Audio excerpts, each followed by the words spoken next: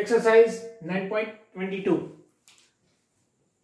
In this question, at what angle should a ray of light be incident on the face of the prism of a refractive angle 60 degree so that its just total internal reflected from the another face, and the prism का refractive index is given, that is 1.524.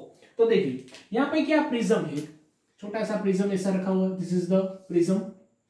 Prism का जो first phase है वहां से light rays आती है. Okay, तो light rays is enter, suppose यहां से लाइट रेज आती है, then refraction is happen, so this is the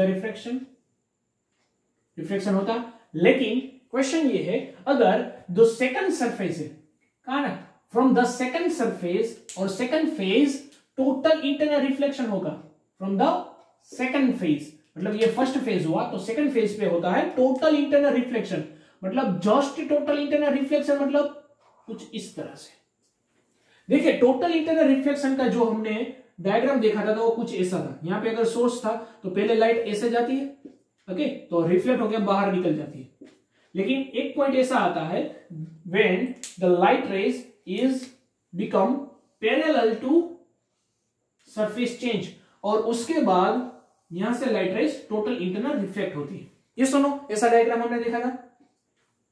और हमको पता है this angle is critical angle. जब एंगल क्रिटिकल एंगल से बड़ा हो जाता है, when the i is greater than critical angle, then total internal reflection is happen. But यहां पे क्या हुआ है, जस्ट टोटल इंटरनल रिफ्लेक्शन. मतलब टोटल इंटरनल रिफ्लेक्शन की शुरुआत कहां से होती है, when the angle of incident is critical angle and then reflected light is become parallel to phase change or medium change.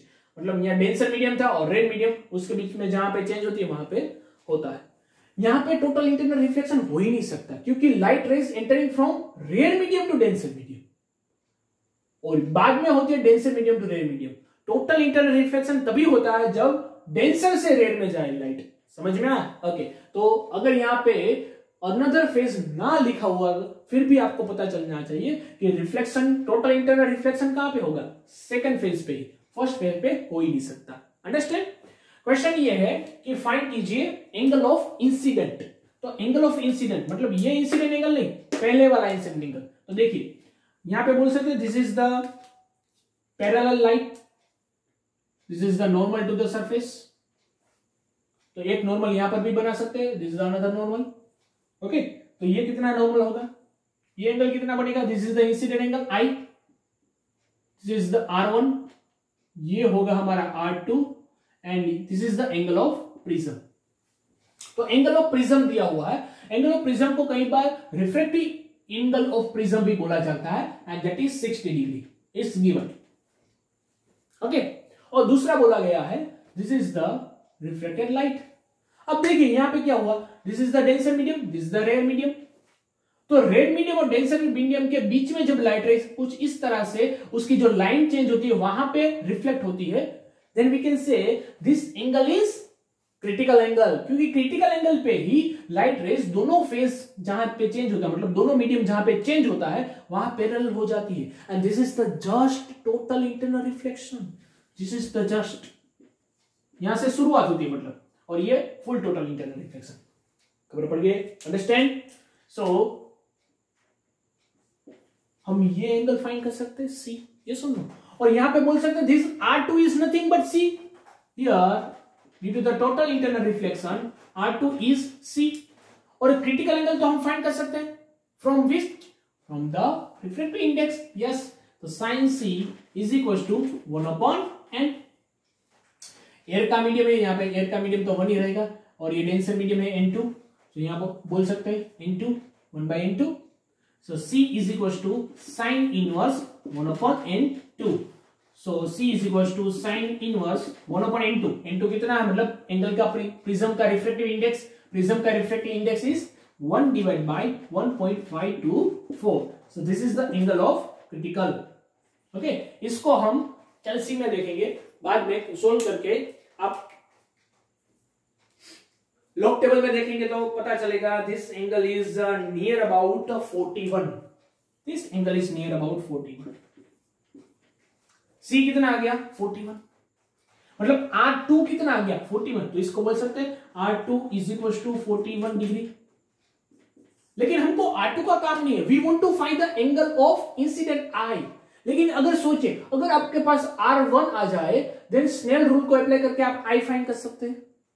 ये सुनो, तो प्रिज्म का एक और फॉर्मूला था जो याद कीजिए, जो हम प्रिज्म के थियरी लेक्चर में देखेंगे। थियरी लेक्चर में देखा था कि A is equal to R1 plus R2। मतलब अगर आपके पास A है, R2 है, तो R1 मिल जाएगा। सो A तो हमारे पास है, दैट इज 60 डिग्री। R1 नहीं पता, फाइंड करना है, plus R2 that is 41। So R1 कितना आ गया, then R1 is equal to 60 minus 41 that is 90 degree. ये सुनो, 60 माइनस 41 90 डिग्री। सो R1 आ गया 90 डिग्री। तो ये पॉइंट पे हम क्या अप्लाई कर सकते हैं, Snell rule. Apply the Snell rule, Snell's rule. तो स्नेल रूल क्या है, Snell's rule N1 sin I equal to N2 sin R। तो यहां पे क्या हो जाएगा, this is N1, this is N2, so sin I sin R 1 लिखते हैं यहां पे, डन। सो 1 तो हमको पता है, N1 पता है, this is 1, this is sin I equal to, क्योंकि एयर मीडियम है ना, N1 इक्वल टू तो 1 हो जाएगा। सो 1 N2 दिस इज 1.524 यहां पे दिया हुआ है, angle of refractive index of prism, refractive index of prism 1524। Then sin R कितना है 90 डिग्री। इसको हम सोल्व करेंगे, तो sin I is equal to ये समथिंग आपको मिलेगा, okay. Then sin I equal to sin inverse, वो वैल्यू को हम लॉग टेबल में फाइंड कर लेंगे। तो नेचुरल लॉग में देखेंगे तो I हमको मिल जाएगा नियर अबाउट 29 पॉइंट समथिंग, तो ये 29 पॉइंट समथिंग आएगा, okay. So that is I angle is near about 30 degree. Angle of incident near about कितना आ गया 30 डिग्री, समझ में आया। Angle of incident is near about 30 degree, understand. So इस क्वेश्चन में जो मेन चीज थी वो क्या थी, the concept of total internal reflection.